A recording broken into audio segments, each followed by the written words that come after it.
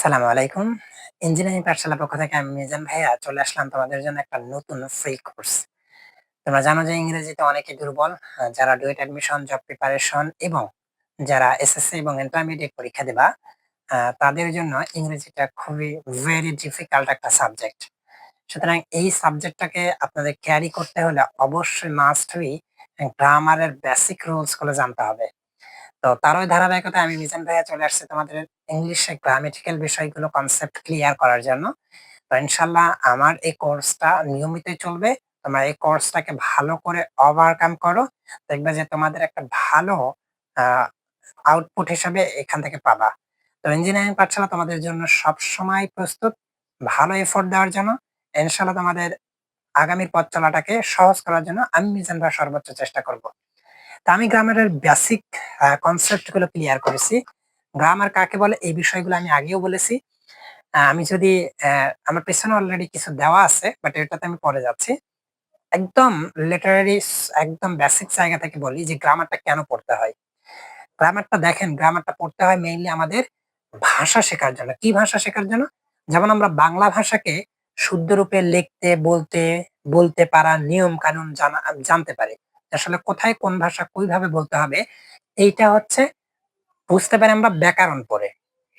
তো যেমন ধরেন আমার হচ্ছে বাংলা ব্যাকরণটাকে আমরা মূলত ২ ভাগে ভাগ করতে পারি। একটা চলতি ভাষা, একটা হচ্ছে সাধু ভাষা। এখন চলতি ভাষা কোনটা? চলতি ভাষা মেইনলি আমাদের যেটা যেগুলো আমরা সাধারণত গ্রাম এলাকায় বলে থাকি, আঞ্চলিক ভাষা যেগুলোকে বলে। মানে আমরা যদি সাধু ভাষায় বলি যে, "আমি স্কুলে যাবো।" এই কথাটা আমরা হচ্ছে কি সাধু ভাষায় বলে থাকি। বাট এটাকে আমি যদি চলতি ভাষায় বলি তাহলে, "মুই স্কুলত যাম।" মানে দিনাজপুরের ভাষায় বলা হয় কি, "মুই স্কুলত যাম।" তো এইটা হচ্ছে আঞ্চলিক ভাষা। বাট এটা আমরা যখন বই পড়ি, বই পড়ে বুঝতে পারি, এটা হচ্ছে তখন বলা হয় সাধু ভাষা। এটা আমরা ব্যাকরণ থেকে বুঝতে পারি। যদি আমরা গ্রামার থেকে বুঝতে পারি, গ্রামারটা কি? ইংরেজি ভাষা শুদ্ধ রূপে লিখতে, বলতে, পড়ার নিয়ম কানুন, রীতিনীতি জানা যায়, সেটাই হচ্ছে কি ইংরেজি গ্রামার। তো ইংরেজি গ্রামারটাকে আমরা বিভিন্ন ভাগে ভাগ করতে পারি। তো ইংরেজি গ্রামারের যদি এই ইংরেজি গ্রামারটা আমরা যখন পড়বো এর সবচেয়ে ক্ষুদ্রতম জিনিস হচ্ছে কি ভাষা। ভাষাটা কাকে বলে? ভাষা কি? অর্থাৎ আপনার বাকযন্ত্রের সাহায্যে যে অর্থবোধক ধ্বনি উচ্চারিত হবে সেটাকে মূলত বলা হবে কি ভাষা। অর্থবোধক হতে হবে। অর্থ যদি কোনো কিছু না থাকে তাহলে সেটা অবশ্যই ভাষা হিসেবে গ্রান্টেড হবে না। যেমন ধরেন অ্যা কুত্তা এরা ঘেউ, ঘেউ করে। তো এদের এটা ভাষা হবে না। পাখি কিচিরমিচির করে এটাও ভাষা হবে না। বাট তাদের ক্ষেত্রে ওটা ভাষা হতে পারে। আমাদের ক্ষেত্রে ওটা ভাষা নয়। সুতরাং ওইটাকে আমরা গ্রান্টেড করি না কিসের জন্য? গ্রামেটিক্যাল এর জন্য। এরপরে যদি আমি যাই গ্রামারের মানে ভাষার পরে আমরা কি বলতে পারি? ভাষার পরে আমরা সৃষ্টি যে লিখবো, এই যে লেখার যেটা বর্ণটা আছে, এই যে বর্ণ কাকে বলে? বাংলায় বর্ণ, ইংরেজিতে বলা হয় লেটার। লেটার কাকে বলে? লেটার হচ্ছে যে সকল সাংকেতিক চিহ্নের মাধ্যমে, যে সকল কি সাংকেতিক চিহ্নের মাধ্যমে মানুষ তার মনের ভাব লেখে অথবা বলে পড়ার মাধ্যমে কি প্রকাশ করে সেগুলোকে বলা হবে কি লেটার। আচ্ছা, তোমরা লেটারটা মানে অলরেডি বুঝতে পারলা যে লেটারটা এটা বাংলায় বলা হয় বর্ণ। এখন আমরা বাংলায় বর্ণ পড়ছি ২ প্রকার। একটা হচ্ছে ব্যঞ্জন বর্ণ আরেকটা হচ্ছে স্বরবর্ণ। ব্যঞ্জন বর্ণ, স্বরবর্ণ এগুলো ইংরেজিতেও আছে। একটা হচ্ছে কি বলা হয়? ভাওয়েল আর একটা হচ্ছে কনসোনেন্ট। আচ্ছা ভাওয়েল কাকে বলে?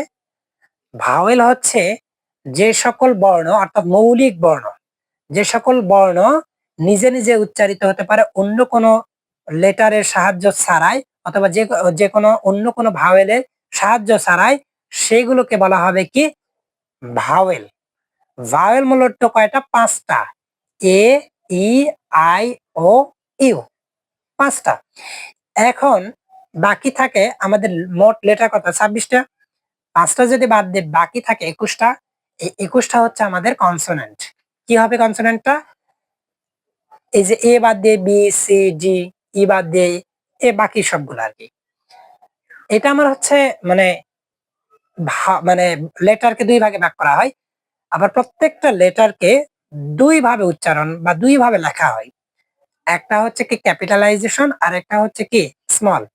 ক্যাপিটাল হচ্ছে কি বড় হাতের অক্ষরগুলো, আর হচ্ছে ক্যাপিটাল স্মল লেটার সেটা হচ্ছে ছোট হাতের অক্ষর। এগুলো দেখো তোমাদের বেসিক কনসেপ্ট, এগুলো আসলে পরীক্ষায় আসবে না, তবে তুমি এগুলো তোমার পড়ার জন্য পড়তে পারো। তো এইটা হচ্ছে আমাদের হচ্ছে লেটার। দেন ওয়ার্ড কাকে বলে? একটা ওয়ার্ড তৈরি হবে। ওয়ার্ড কাকে বলে? কতগুলো লেটার মিলে একটা অর্থপূর্ণ শব্দ তৈরি করে। হ্যাঁ, সেটাকে বলা হবে কি ওয়ার্ড। ওয়ার্ড মানে কি শব্দ। তাহলে যেমন ধরো বার্ড অথবা ক্যাট, এই শব্দগুলো কি দুইটা বা তিনটা মিলে একটা করে শব্দ তৈরি করবে। এটা যদি তোমরা বুঝে থাকো তখন তোমরা যাবে কোথায়? ওয়ার্ড গেল, এরপরে যাবে তোমরা কোথায়? সেন্টেন্সে। তাহলে সেন্টেন্স কাকে বলে? কতগুলো ওয়ার্ড মিলে কি হবে? কতগুলো ওয়ার্ড, আমরা কতগুলো লেটার মিলে একটা ওয়ার্ড তৈরি করছি। এখন হচ্ছে কি কতগুলো ওয়ার্ড মিলে তার মানুষ তার অর্থবোধক ধ্বনি উচ্চারণ করে থাকে বা বলে থাকে বা কোনো কর্মকাণ্ড করে পরিচালনা করে থাকে, সেটাকে বলা হবে মূলত কি sentence. For example, I am going to school. এই যে এম, এটা হচ্ছে কি আইটা একটা ভাওয়েল, বাট এটা হচ্ছে সিঙ্গুলার একক। একটা ভাওয়েল দিয়ে একটা অর্থ হতে পারে আমি। আই এম, আ এম একটা ওয়ার্ড, একটা লেটার, গোয়িং টু স্কুল। তো অনেকগুলো ওয়ার্ড মিলে একটা সেন্টেন্স করা যায়। তো সেন্টেন্সকে মূলত বিভিন্ন ভাবে ভাগ করা যায়। আমি কোনো কাজকর্ম করতেও পারি, নাও করতে পারি, কাউকে করাতে পারি, কেউ কাউকে প্রশ্ন করতে পারি কাজ করার জন্য, কোনো কিছু অর্ডার করতে পারি, রিকোয়েস্ট করতে পারি, নিষেধ করতে পারি, অল ইন এভরিথিং, অনেকগুলো কাজ করতে পারি। তো তুমি তো শুধু সেন্টেন্স একটু পড়লে এর বিষয়গুলো বুঝতে পারবে না। তো এর জন্য সেন্টেন্সকে মূলত কয় ভাগে ভাগ করা হয়েছে? টোটালি 5 ভাগে ভাগ করা হয়েছে। এই 5 ভাগে ভাগ করা হয়েছে কোনগুলোকে? এখানে আমি দিয়ে দিছি। সেন্টেন্স মানে হচ্ছে কি বাক্য। বাক্য বা সেন্টেন্স মূলত 5 প্রকার। একটা হচ্ছে assertive sentence, interrogative sentence, imperative sentence, optative sentence, exclamatory sentence. এই যে 5 প্রকার সেন্টেন্স রয়েছে, এই 5 প্রকার সেন্টেন্সের আমি সংক্ষিপ্ত ডিসক্রিপশন প্রদান করছি, যাতে করে তোমরা দেখলেই যেন বুঝতে পারো এটা ওই সেন্টেন্স এইটা। তো তোমরা দেখো অ্যাসার্টিভ সেন্টেন্স, কোন বিষয়ে বিবৃতি প্রদান করা হয়, কোন বিষয়ে কি করা হয়? বিবৃতি প্রদান করা হয়, সেটাকে বলা হয় কি অ্যাসার্টিভ সেন্টেন্স। এরপরে বলা হয়েছে ইন্টারোগেটিভ সেন্টেন্স, কোন বিষয়ে জিজ্ঞেস করা, প্রশ্ন করা বোঝায়, তখন তাকে বলবো আমরা কি ইন্টারোগেটিভ সেন্টেন্স। এরপরে বলা হবে কি ইম্পারেটিভ সেন্টেন্স। ইম্পারেটিভ হচ্ছে কি আদেশ, উপদেশ, অনুরোধ, নিষেধ ইত্যাদি বোঝায়, তাকে বলা হবে কি ইম্পারেটিভ সেন্টেন্স। অপটাটিভ সেন্টেন্স কাকে বলে? ইচ্ছা, প্রার্থনা, আশীর্বাদ প্রকাশ করে, তাকে সাধারণত বলা হয় অপটাটিভ সেন্টেন্স। অপটাটিভ সেন্টেন্স গুলো মূলত শুরু হয় মে অর লেট দ্বারা। এখন এক্সক্লেমেটরি সেন্টেন্স কাকে বলে? আকর্ষিক আবেগ, ক্ষণ মুহূর্তে অর্থাৎ ইনস্ট্যান্টলি কোন একটা মুহূর্তে সুখ, দুঃখ, আনন্দ, বেদনা, ভয় ইত্যাদি যদি প্রকাশ করে, তাকে বলা হয় এক্সক্লেমেটরি সেন্টেন্স। এক্সক্লেমেটরি সেন্টেন্স তারা সাধারণত শুরু হয় কি অ্যালাস, হুররে, ও এই শব্দগুলো দ্বারা। তো তোমরা যদি অল ইন এভরিথিং বিষয়গুলো দেখো, তাহলে এগুলো হচ্ছে সংক্ষিপ্ত আকারে তোমরা মনে রাখতে পারো। এখন আমি এগুলো প্রত্যেকটা অংশ আমি পার্ট বাই পার্ট দেখাবো। তবে প্রত্যেকটা অংশর কি আছে? দুইটা করে সেকশন আছে।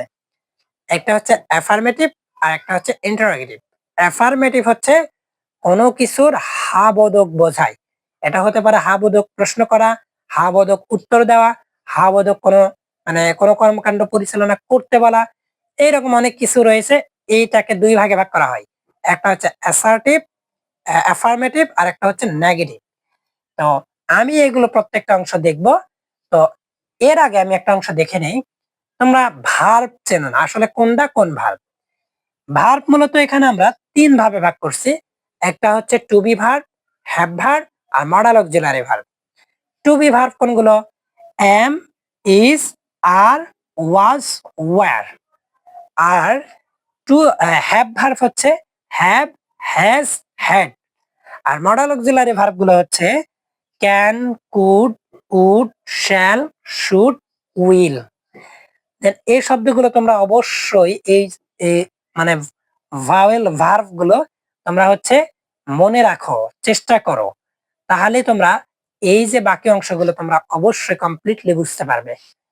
এখন আমি যদি তোমাদের বিবৃতি প্রদান করি যে অ্যাসার্টিভ সেন্টেন্স কাকে বলে। অ্যাসার্টিভ সেন্টেন্স হচ্ছে কোনো বিষয়ে বিবৃতি প্রদান করা। অর্থাৎ আপনি কোনো কাজকর্ম পরিচালনা করতেছেন, কোনো কর্মকাণ্ড পরিচালনা করতেছেন, কোনো কাজের অধীনে আছেন আপনি, সেগুলো পরিচালনা করতে গিয়ে এগুলো বর্ণনা প্রদান করতেছেন না। এটা হতে পারে পজিটিভ অথবা নেগেটিভ। বাট আপনি কোনো কিছুর বিবৃতি প্রদান করলে সেটা হবে হচ্ছে কি অ্যাসার্টিভ সেন্টেন্স। এই অ্যাসার্টিভ সেন্টেন্সকে দুই ভাগে ভাগ করা হয়, একটা হচ্ছে অ্যাফার্মেটিভ সেন্টেন্স আর একটা হচ্ছে নেগেটিভ সেন্টেন্স। অ্যাফার্মেটিভ সেন্টেন্স কাকে বলে? অ্যাফার্মেটিভ সেন্টেন্স হচ্ছে কোন বক্তার বক্তব্য হাবোধক বলে বিবৃতি প্রদান করা হয়, সেটাকে মূলত বলা হবে কি অ্যাফার্মেটিভ সেন্টেন্স। ধরো আই ইট রাইস, আমি ভাত খাই। এটা হচ্ছে আপনি আপনার নিজের পজিটিভ থিঙ্কিং বিবৃতি প্রদান করলেন, সেটাকে বলা হবে কি অ্যাফার্মেটিভ সেন্টেন্স। এরপরে কি negative, I am eating, I am not eating rice. তাহলে এখানে নট ইনক্লুড করা হয়েছে।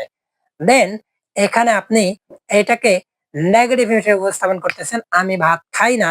দেন এখানে হচ্ছে নট ইনক্লুড করার কারণে নেগেটিভ হয়েছে। তো এইরকম আপনি এই প্রশ্নগুলোকে অনেকভাবে করতে পারেন, বাট আপনি প্রাথমিকভাবে দুইটা করতে পারেন, একটা হচ্ছে অ্যাফার্মেটিভ আর একটা হচ্ছে নেগেটিভ। এন্ড এইগুলোর আমি একটু ডিসক্রিপশন প্রদান করি। আমি এই অংশটাকে মিশাই দেই, আমি বিবৃতি প্রদান করতে। যদি আমি এক্সাম্পল দেই তাহলে কি হবে, অ্যাসার্টিভ সেন্টেন্সের দুইটা অংশ, এটা হচ্ছে অ্যাফার্মেটিভ সেন্টেন্স আর একটা হচ্ছে নেগেটিভ সেন্টেন্স। এখন অ্যাফার্মেটিভ সেন্টেন্সটার স্ট্রাকচারটা হবে কি subject plus main verb plus object. তো subject plus main verb plus অবজেক্টের এখানে দেখো, ফর এক্সাম্পল যদি এখানে দেই যে he likes T, he likes টি। আচ্ছা এসটা কেন হলো থার্ড পারসন সিঙ্গুলার নাম্বার, যার কারণে এস, বাট এটা হচ্ছে মনে করবা যে প্লুরাল নাম্বার, বাট এটা না, এটা হচ্ছে সাবজেক্টের থার্ড পারসন সিঙ্গুলার হলে ভার্বের শেষে এস যুক্ত করতে হয়। দেন দে গো টু স্কুল, এখানে হচ্ছে মেইন ভার্ব হচ্ছে গো, এন্ড হচ্ছে স্কুল অবজেক্ট। আই ওয়েন্ট, ওয়েন্টটা হচ্ছে কি ভার্ব, এটা হচ্ছে পাস্ট পার্টিসিপল ফর্ম, আর হচ্ছে পাস্ট ফর্ম। আর টু গো, টু অফিস, ও স্টার্টে অর্থাৎ গত। তো এটা টেন্সের ইফেক্ট আছে, টেন্সও আমরা করব, বাট আমরা নরমালি সেন্টেন্স গুলো জাস্ট আগে চিনে রাখবো। এটা হচ্ছে আমার অ্যাফার্মেটিভ সেন্টেন্স। এরপর হচ্ছে নেগেটিভ সেন্টেন্সের স্ট্রাকচার হচ্ছে subject plus do, does, did plus হচ্ছে মেইন ভার্ব প্লাস অবজেক্ট। তো স্ট্রাকচার অনুযায়ী আমরা দেখি যে হচ্ছে subject they go to school, এটা বসাতে হবে কি সাবজেক্টটা প্রথমে থাকবে দে, এখানে হচ্ছে ডু, ডাজ, ডিড। এখানে তোমরা সিলেকশন করো যে আসলে ডু, ডিড, ডাজ এর মাঝে কি হবে, সিলেকশনটা করো। দেখো এটা তোমাকে টেন্স অনুসরণ করতে হবে যে তুমি এখানে কি টেন্স, এটা প্রেজেন্ট টেন্স। তো present they go to school, তো এখানে গো, এখানে যেহেতু পার্সন কি তারা, সেকেন্ড পার্সন প্লুরাল, তো ডু হবে, দে ডু, এখানে হচ্ছে কি হবে, তারপরে হচ্ছে নট হবে, এখানে হচ্ছে নট হবে, মেইনলি এখানে হচ্ছে নট, তারপরে তাহলে do, they do not go to school. এটা হচ্ছে আমার প্রথম যে উদাহরণ এক্সাম্পল, এটা দেখলাম। এখানে সেকেন্ড এক্সাম্পলটা কি হবে, এখানে থার্ড পারসন সিঙ্গুলার নাম্বার, এটা হচ্ছে কি প্রেজেন্ট টেন্স। তো থার্ড পারসন সিঙ্গুলার নাম্বারের ক্ষেত্রে হবে কি ডাজ। তাহলে he does not read the Quran. Quran, এই যে থার্ড পারসন সিঙ্গুলার নাম্বারের ক্ষেত্রে হয় ডাজ, ফার্স্ট পারসন অথবা সেকেন্ড পারসনের ক্ষেত্রে হবে কি ডু, আর পাস্ট টেন্সের ক্ষেত্রে হবে ডিড। সুতরাং এগুলোকে আমাদের ভালো করে ক্যারি করতে হবে। তাহলে এখানে আমরা এই যে এই শব্দটাকে আমরা যদি নেগেটিভ করতে চাই তাহলে এখানে কি হবে went, past tense, past verb, past form. তাহলে এখানে আই, এখানে হচ্ছে কি ডু নট, ডিড নট, এখানে হবে, এখানে কি হবে past tense I did not went to office yesterday. এখানে কোথায় ডু কোথায় ডিড এই অংশগুলো খুব ক্লিয়ারিফিকেশন ভাবে জানতে হবে। তো তোমরা জানো যে ইংরেজিতে কথা বলতে গেলে অবশ্যই এগুলো ভেরি ইম্পর্টেন্ট। দেন পরবর্তী স্টেপটা, আচ্ছা আমি নেগেটিভের আরো কিছু ফরম্যাট দেখবো, যে ফরম্যাট গুলো সাধারণত ইউজ হয়ে থাকে। দেখো এখানে বলছে যে সকল সেন্টেন্সে বি ভার্ব থাকে, বি ভার্ব কোনগুলো আমি বলছি তোমাদের, এম, ইজ, আর, এগুলো হচ্ছে বি ভার্ব। এই ভার্ব গুলো যখন থাকবে সে সকল ভার্ব এরপরে শুধু নট বসে, অর্থাৎ ওখানে কোনো মানে helping verb do does did এগুলোর কোনো প্রয়োজন হয় না। অপরদিকে যে সকল সেন্টেন্সে শুধু হ্যাভ থাকে সে সকল ভার্বের পরে নো বসে নেগেটিভ করতে হয়, অর্থাৎ সেখানেও কোনো ডু ডাজ ডিড এর কোনো কাজ নাই অথবা নট প্রয়োগ হয় না। হ্যাভ ভার্ব অর্থাৎ হ্যাভ, হ্যাজ, হ্যাড এরপরে জাস্ট এই নো বসে। এখানে দেখো কিছু এক্সাম্পল দিছি আমি, শি ওয়াজ বিউটিফুল। আচ্ছা সে খুবই কি সুন্দর। এখানে বিউটিফুল এই শব্দটা, এটার কি রয়েছে পূর্বে রয়েছে কি একটা ভার্ব রয়েছে, এগুলোকে বলা হয় কি বি ভার্ব বা হেল্পিং ভার্ব। তো এই যে বি ভার্ব গুলো হচ্ছে কি এরপরে কি বসবে জাস্ট ইন নট বসবে। তাহলে এখানে হবে কি she was not beautiful, beautiful. Then এখানে 2 নম্বর যে কন্ডিশনটা হবে, দে আর গুড প্লেয়ার, অর্থাৎ তারা কি ভালো খেলোয়াড়। তাহলে এখানেও কি হবে দে আর আছে, এটা বি ভার্ব, তারপরে কি হবে not, they are not good player, player. Second অপশনে যেটা আছে কি I have a Japanese cellphone, আমার একটা কি জাপানের সেলফোন রয়েছে। তাহলে এখানে কি হবে হ্যাভ আছে, হ্যাভ থাকলে নো বসে, তাহলে আই হ্যাভ নট না বসে জাস্ট ইন কি হবে no a Japanese phone, Japanese,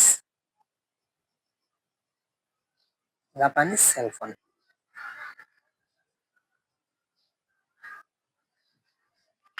তাহলে এর পরের এক্সপ্লেইনটা যদি আমি দেখি, পরেরটা হবে কি হ্যাজ রয়েছে, তাহলে শি হ্যাজ নো মাস মানি। তো ইন টোটাল যে মানে আমাদের যে এক্সপ্লেইন গুলো এগুলো তোমরা দেখবা মাস্ট বি, খুব ভালো করে বেশি বেশি করে প্র্যাকটিস করবা, তাহলে সেন্টেন্স গুলো উল্টা পাল্টা হবে না, ভুল হবে না। আমি যদি এখানে I have not a Japanese হবে আংশিক, বাট এটা হচ্ছে মানে পিওর যে মানে কারেক্ট এটা আর হবে না। সো দ্যাট মিন এখানে তোমাদের যে অ্যাপ্লাই গুলো হবে এগুলো হচ্ছে তোমাদের হচ্ছে টেন্স পুরো গ্রামেটিক্যালি ইউজ করতে হবে। সবার আগে তোমাদের অবশ্যই সেন্টেন্সের বেসিকটা জানতে হবে। আমরা যদি এখন অ্যাসার্টিভ সেন্টেন্স জানে থাকি তাহলে আমরা এরপরে হচ্ছে কি ইন্টারোগেটিভ জানবো। তো ইন্টারোগেটিভটা আমি তুলে নেই বোর্ডে। আচ্ছা, এখন আমি দেখব যে ইন্টারোগেটিভ সেন্টেন্স এর মানে বিষয়বস্তুগুলো। তো ইন্টারোগেটিভ সেন্টেন্স কাকে বলে এই জায়গাটা তোমাদের আগে ক্লারিফিকেশন হতে হবে যে ইন্টারোগেটিভ ইন্টারোগেটিভ সেন্টেন্স হচ্ছে কোনো বিষয়ে কোনো ব্যক্তি কোনো বক্তার বক্তব্য যদি প্রদান করা হয় এবং সেখানে যদি প্রশ্ন করা হয়, কোনো বিষয়ে জানতে চাওয়া হয়, কোনো বিষয় মানে জিজ্ঞেস করা হয়, তখন সেটাকে বলা হয় ইন্টারোগেটিভ সেন্টেন্স। ইন্টারোগেটিভ সেন্টেন্স এটা মূলত দুই ভাবে করা যায়, একটা অ্যাফার্মেটিভ একটা নেগেটিভ। অ্যাফার্মেটিভ কোশ্চেন যেটা, যেমন ধরেন আমি কি স্কুলে যাব, তুমি কি স্কুলে যাবে, এটা প্রশ্ন করা হচ্ছে তুমি কি স্কুলে যাবে না, এরকম প্রশ্ন করা হচ্ছে, মানে যাবে কি না এটা আবার না বলা হয়েছে। তো এইরকম কোশ্চেন গুলো হতে পারে। তো এইরকম যদি হয় এক্ষেত্রে আমার স্ট্রাকচার রয়েছে কিছু, টু বি ভার্ব আর হচ্ছে টু হ্যাভ ভার্ব। এরকম যদি হয় মানে কোনো সেন্টেন্স আছে তখন যেমন ধরেন he has got a bad third, তো ইউ ক্যান সুইম, এই যে এগুলোতে আছে এগুলোতে কোথাও কি দেখছো যে be verb to be verb এগুলো আছে? এগুলোতে নাই। তাহলে আমার কি করতে হবে, টু বি ভার্ব বা হ্যাভ হ্যাজ ভার্ব গুলো কি করতে হবে, সামনে নিয়ে আসতে হবে। এখন সামনে কিভাবে নিয়ে আসবে, এখানে থাকবে হচ্ছে ধরেন হ্যাভ রয়েছে, হ্যাভ ভার্ব বা হ্যাজ ভার্ব, তাহলে হ্যাজটাকে আমি এখানে করব কি, has he got a tooth. Question করতে হবে, সবার শেষে কোশ্চেন মার্ক দিতে হবে। ফর এক্সাম্পল এটাকে যদি আমি মানে এটা করলাম, আচ্ছা এরপরে দেখো এটাকে ইউ ক্যান সুইম, এখানে ক্যানটাকে সামনে জাস্ট দিব তাহলে মানে ইন্টারোগেটিভ হয়ে যাবে, ক্যান ক্যান ইউ সুইম। আচ্ছা এই প্রশ্নটাকে তুমি নেগেটিভ করতে পারবা, নেগেটিভ করতে পারবা না, নেগেটিভ করতে পারবা। তাহলে এখানে জাস্ট ক্যান এর পরে কি দিবা, নট, তাহলে ক্যান নট ইউ সুইম, এটা। তারপরে বলছে কি, বাক্যে যদি মেইন ভার্ব থাকে এবং অক্সিলারি ভার্ব না থাকে তাহলে স্ট্রাকচারটা হবে কি, ডু অক্সিলারি ভার্ব। এই ডু অক্সিলারি ভার্বটা কি হবে, টেন্স অনুযায়ী পরিবর্তন হবে, ডু ডিড ডাস পরিবর্তন হয়ে মেইন বা অক্সিলারি ভার্ব, তারপরে হচ্ছে নট প্লাস সাবজেক্ট, এরপরে হচ্ছে মেইন ভার্ব প্লাস অবজেক্ট। তাহলে এখানে দেখা আছে রহিম গো টু স্কুল, এই যে গো টু স্কুল, এখানে রহিম হচ্ছে third person singular number, third person singular number হলে ডাজ রহিম, তাই না, রহিম গো টু স্কুল, স্কুল। এটা কি হবে, বারবার এটাকে কোটেশন মার্ক দিতে হবে, এটা মিসিং হয়ে যায়। তারপর ইউ ডুইং দা ওয়ার্ক, এখানে কি করব আমরা, এই যে ইউ ডুইং আছে তাহলে আমি এখানে নিয়ে আসবো কি হচ্ছে ডাজ, যেহেতু প্রেজেন্ট টেন্স তাহলে ইউ হচ্ছে ডু, তার মানে ডু নিয়ে আসবে, do you, do you doing the work, do you, do you, do you, এখানে কি হবে, আচ্ছা দুইটা তো ডুইং হবে না, এখানে আমার এই সেন্টেন্সটা তুলতে বলেছে, এটা হবে না। আচ্ছা ধরো এখানে হচ্ছে আহ, কি হলো, হি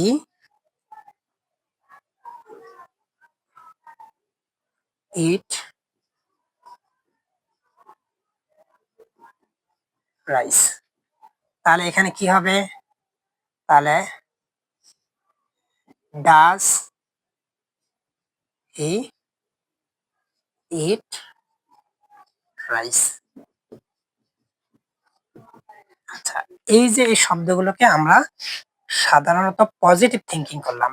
চাইলে আমি এটাকে নেগেটিভ থিঙ্কিং করতে পারবো। জাস্ট কি করব, এই যে ডু অক্সিলারি ভার্ব এর পরে কি হবে, এই যে ডু অক্সিলারি ভার্ব, আমি সংক্ষেপে দিলাম ভার্ব, এরপরে নট বসবে জাস্ট। আমি এখানে দিয়েই দিছিলাম অলরেডি।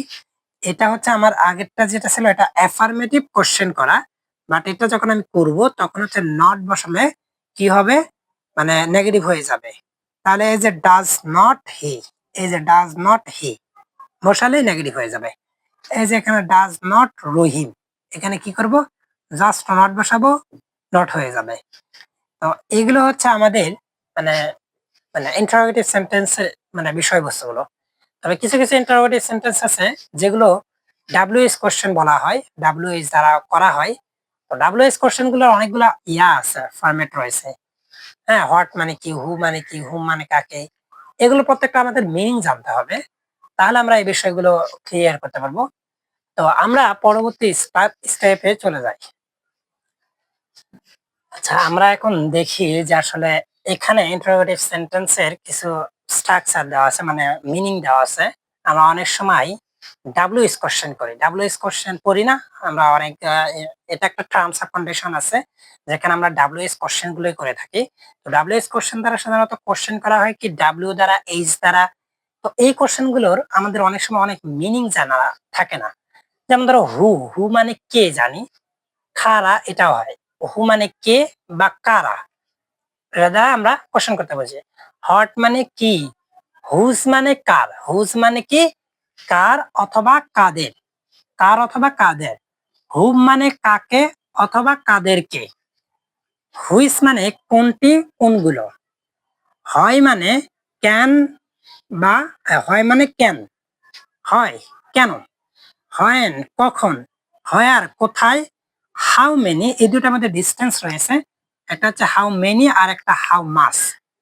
হাউ মাস যেটা এটা হচ্ছে কত, জাস্ট ইন কত, কত টাকা, কত মানে এরকম কতটি ছাগল, এরকম হতে পারে। বা হাউ মেনি কতগুলো, কতগুলো বলতে বোঝায় এটা 1 পোয়া হতে পারে, 1 কেজি হতে পারে, 1 লিটার হতে পারে, কতগুলো বোঝাচ্ছে।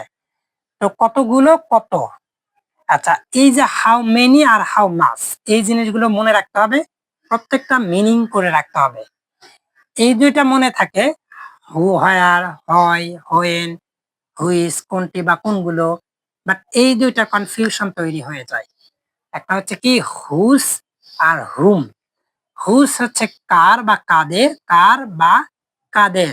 আর হুম মানে কাকে বা কাদের কে, কাদের কে বোঝায়, কাকে বা কাদেরকে। এখন এক্সাম্পলে যদি আসো তাহলে এক্সাম্পলটা কি হবে, হাউ আর ইউ। এখানে দেখো এই যে হাউ প্রথমে বলা হয়েছে, তার মানে এটা হচ্ছে ডাব্লিউএইচ কোশ্চেন। হাউ ডু, এখানে হচ্ছে এইচ আছে, তারা how do you go to Dhaka, question করা হয়েছে, তার মানে এটা হচ্ছে ডাব্লিউএইচ কোশ্চেন। এমন কোশ্চেন আছে যেগুলো আমরা সাধারণত এক কথায় উত্তর দিতে পারি না।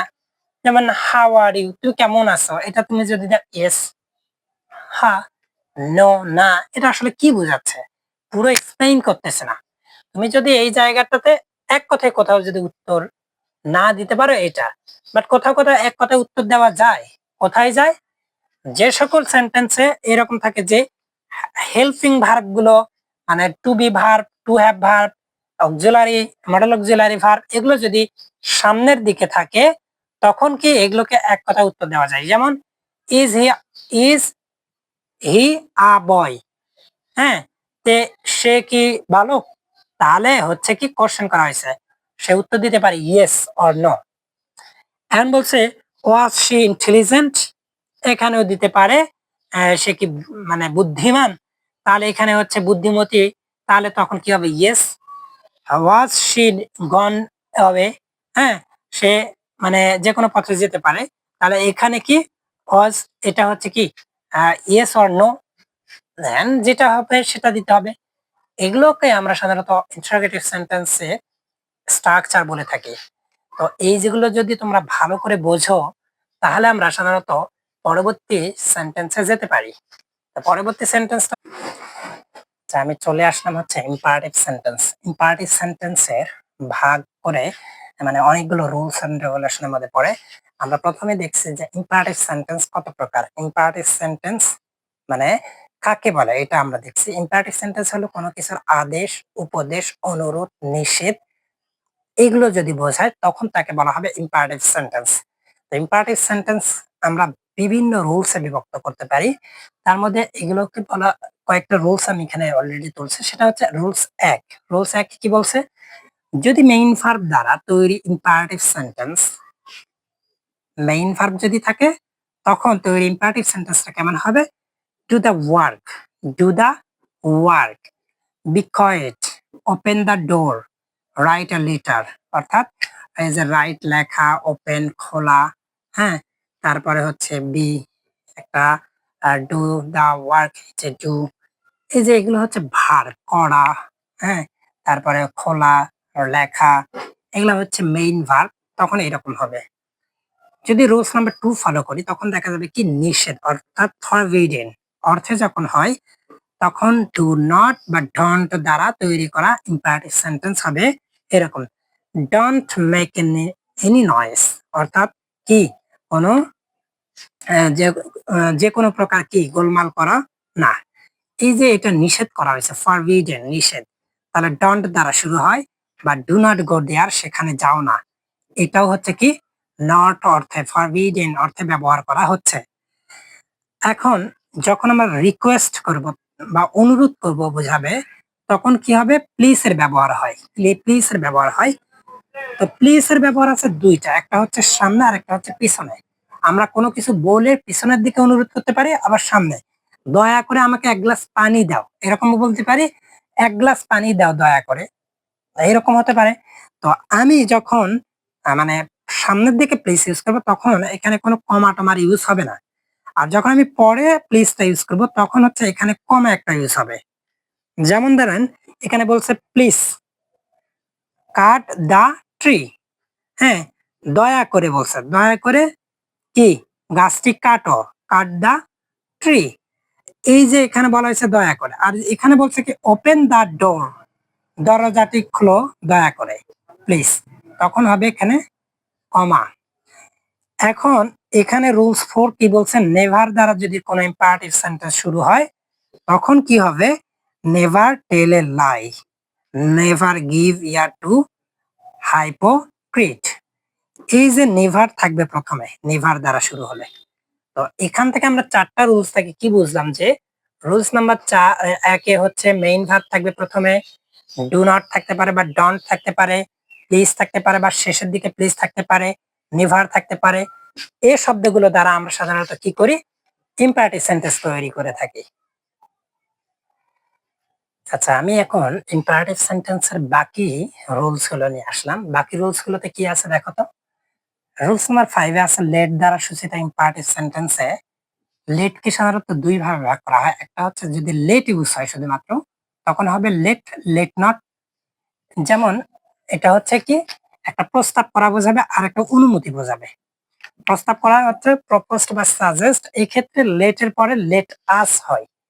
যেমন বলছে let us play football, let us play football, চলো আমরা খেলতে পারি। কি খেলতে পারি? ফুটবল খেলতে পারি।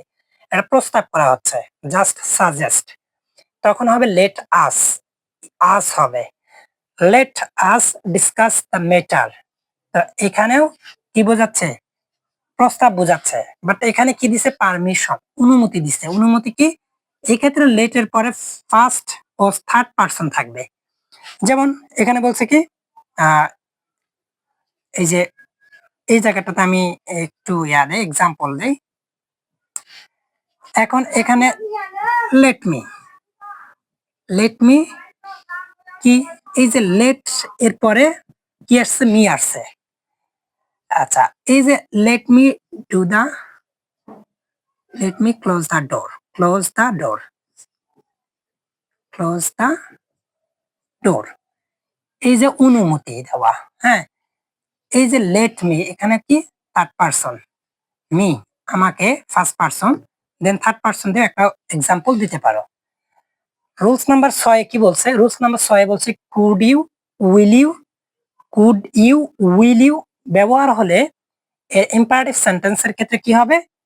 কুড ইউ হেল্প মি অথবা will you please take your seat, এগুলো কোশ্চেন করা বোঝাবে।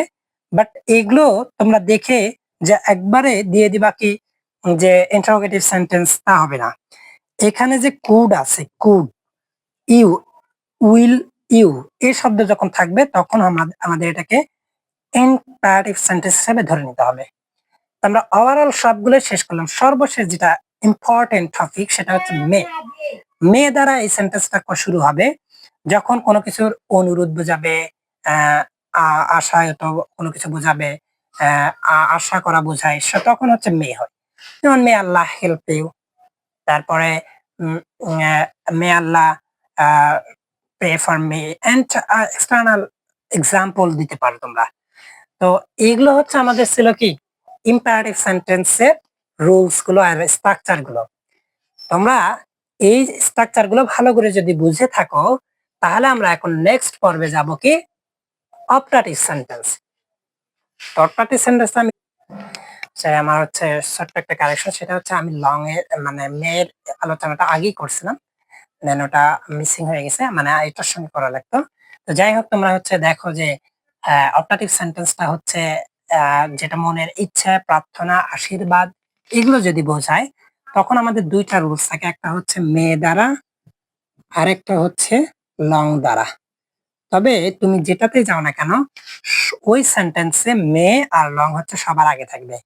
কোনো কিছু আশা করতেছো বা ইচ্ছা বা প্রার্থনা করতেছো, আল্লাহর কাছে প্রার্থনা করতেছো যে মে আল্লাহ হেল্প ইউ, আমাকে সাহায্য করুন আল্লাহ, অথবা লং লিভ আওয়ার প্রেসিডেন্ট বা প্যারেন্টস, এগুলো দ্বারা বোঝাচ্ছে যে আপনি কি করতে এসেছেন, যে হচ্ছে আল্লাহ যেন দীর্ঘায়ু করে তাকে, হ্যাঁ, আল্লাহ মানে তিনি যেন দীর্ঘজীবী হন। এই যে কথাটা বোঝাচ্ছে যে ইচ্ছা, প্রার্থনা, আশীর্বাদ, তখন সাধারণত এটাকে বলা হবে অপটাটিভ সেন্টেন্স। আর লাস্ট যে মোমেন্ট আছে সেটা হচ্ছে এক্সক্লেমেটরি সেন্টেন্স। Exclamatory sentence. আচ্ছা, এক্সক্লেমেটরি সেন্টেন্সটার স্ট্রাকচারটা আমরা দেখি একটু। এক্সক্লেমেটরি সেন্টেন্স দ্বারা কি বোঝাবে বলো? আমরা ইতিমধ্যেই পড়েছিলাম তাই না, যে মনের হচ্ছে কি আবেগ, অনুভূতি, আবেগ অনুভূতি, তারপরে আনন্দ, মানে এটা এখানে বোঝাবে। যেমন hurray we have won the game, তারপরে হচ্ছে এলাস, হ্যাঁ মানে দুঃখ বোঝায়, হুররে মানে অনুভূতি, আনন্দ বোঝায়, অফ মানে একটা আলাদা একটা এক্সাইটেড বোঝায়। তো এরকম সেন্টেন্স দ্বারা হচ্ছে এক্সক্লেমেটরি সেন্টেন্স বোঝায়। তো এগুলোর খুব বেশি আলোচনা নাই, আমাদের মেইনলি যে আলোচনাগুলো ছিল কি অ্যাসার্টিভ, ইন্টারোগেটিভ, ইম্পারেটিভ, এই তিনটাতে বেশি আমাদের আলোচনা ছিল। আর অপটাটিভ এবং এক্সক্লেমেটরি সেন্টেন্সে খুব বেশি আলোচনা নাই, তোমরা এগুলো দেখে নিতে পারো। তো এই ছিল আমাদের আজকের যে আলোচনা। আশা করা যায় তোমরা এই আলোচনাগুলো থেকে খুব একটা ভালো এফোর্ট পেয়েছো। তো পরবর্তীতে আমি নেক্সট লেভেলে যে আলোচনা হবে সেটা নিয়ে আসবো। তো সেই পর্যন্ত ইঞ্জিনিয়ারিং পাঠশালার সঙ্গেই থাকবে এবং মিজান ভাইয়ার পাশেই থাকবে। ধন্যবাদ। আসসালামু আলাইকুম।